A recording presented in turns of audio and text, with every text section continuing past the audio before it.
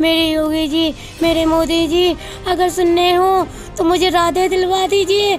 मेरी मरने से पहले एक ही मेरी चॉइस है कि मुझे कम से कम मुझे राधे दिलवा दीजिए, क्योंकि एक नेक पहल में तो है ना अड़चन डालने वाले मेरे आते ही आते हैं।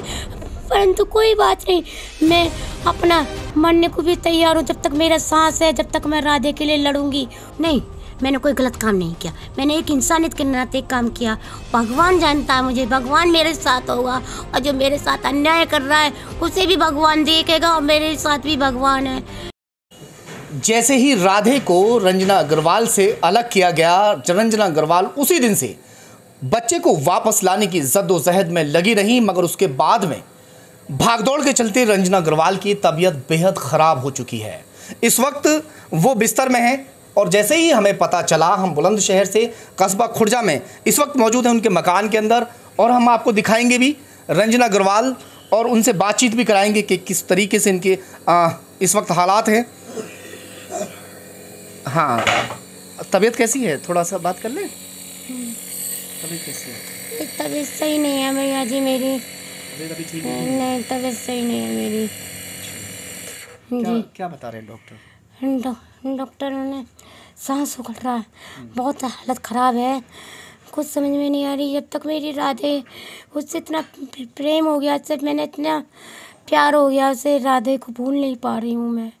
और मैं राधे से, अधिकारियों ने क्या कह दिया? हम जब वहाँ से आ गए थे तो बाद में कुछ डिस्कस करते हुए लोग रह गए थे, जो अधिकारी गण हैं वहाँ बातचीत कर रहे थे, तो कुछ इस तरीके की बात चल रही थी। कुछ व्यापारी गण वहाँ बैठे हुए थे, व्यापारी नेता, और कुछ संस्था के लोग भी वहाँ मौजूद थे। तो आपस में ये डिस्कस चल रहा था कि बच्चे को दें ना दें, क्या करें। वो बाद में क्या हुआ?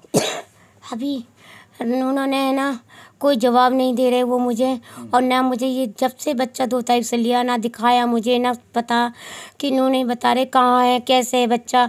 जबकि मेरे पे अब तो मैं सब लिखत पढ़त भी एक महाराष्ट्र से मैं मेरी तबीयत सही होते ही मैं लेके आ रही हूँ।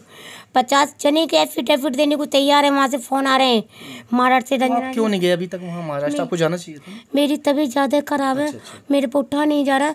जैसे मेरी थोड़ी सी भी तबीयत खराब सही होती है, मैं तुरंत महाराष्ट्र जाके और एफिडेविट ला के, इनके कागज़ ला के। ऐसा तो नहीं है कि आपके ऊपर कोई दबाव इस तरीके का आ गया हो, या आपको ऐसा डर दहशत हो गई हो? क्योंकि जिस वक्त मैं वहाँ पर कवरेज कर रहा था, आपके सामने की बात है, और जब हमने कवरेज वहाँ से करके हटे तो उन्होंने मेरे ऊपर भी एलिगेशन लगाया कि लगातार जो है खबर चला रहा है, जो रिपोर्टर है इसके ऊपर हम एफआईआर कराएंगे। कुछ ऐसी बात थी ना जी, आपके सामने? ये तो बात कही थी। जी।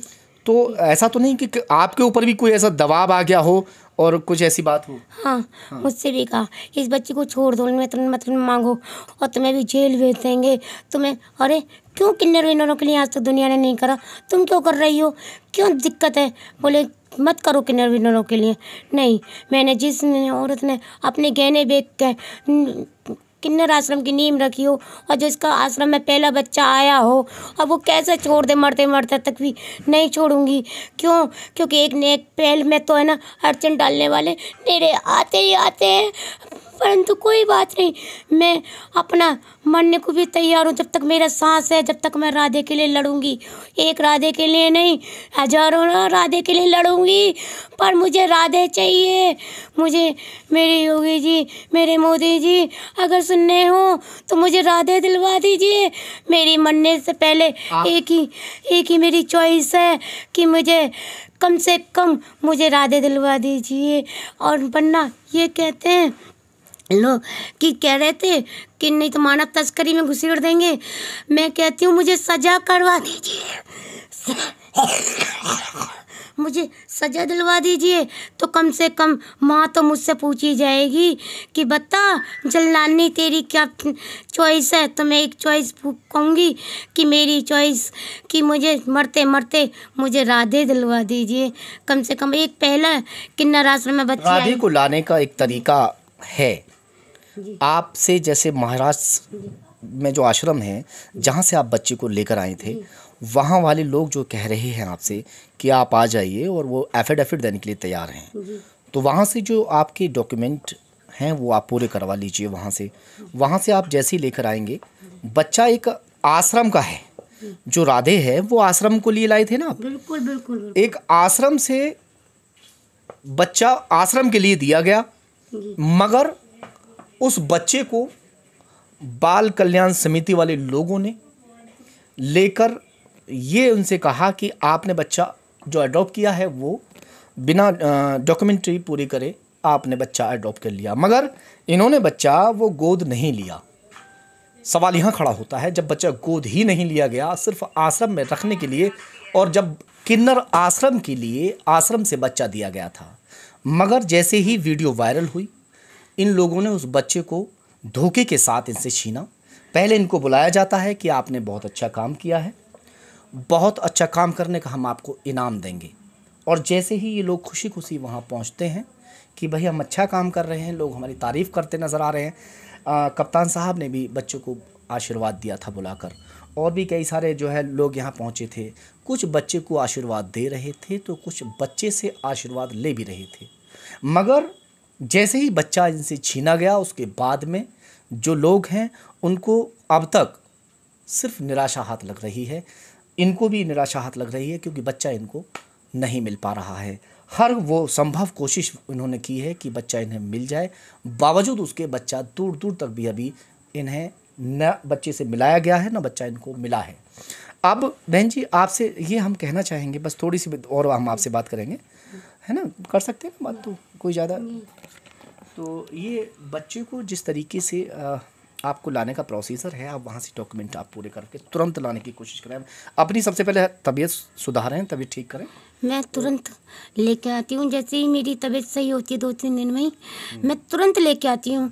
और डॉक्यूमेंट्स वहाँ के लोग को तो फ़ोन कर करके कह रहे हैं मैडम आप आ जाओ और यहाँ डॉक्यूमेंट्स दे देंगे हम लिख के आपको, और डॉक्यूमेंट्स पूरे हैं, आपको आ जाओ और ले लो अपनी राधे को।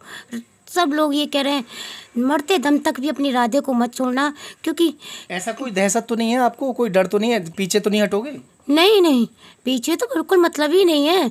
ये कह रहे राधे को लेके मानो? राधे को लेके मानूंगी, तो भी मैंने कोई गलत काम नहीं किया। मैंने एक बच्चे खुलेआम महाराष्ट्र से लेके चलने से पहले भी मैंने मीडिया को, अधिकारियों को, सबको बता के गई हूँ। ये बेमतलब में फंसाने की कोशिश कर रहे हैं, डरा रहे हैं मुझे। नहीं, मैंने कोई गलत काम नहीं किया, मैंने एक इंसानियत के नाते काम किया। भगवान जानता है मुझे, भगवान मेरे साथ होगा, और जो मेरे साथ अन्याय कर रहा है उसे भी भगवान देखेगा, और मेरे साथ भी भगवान है। मैं बिल्कुल राधे को लूँगी।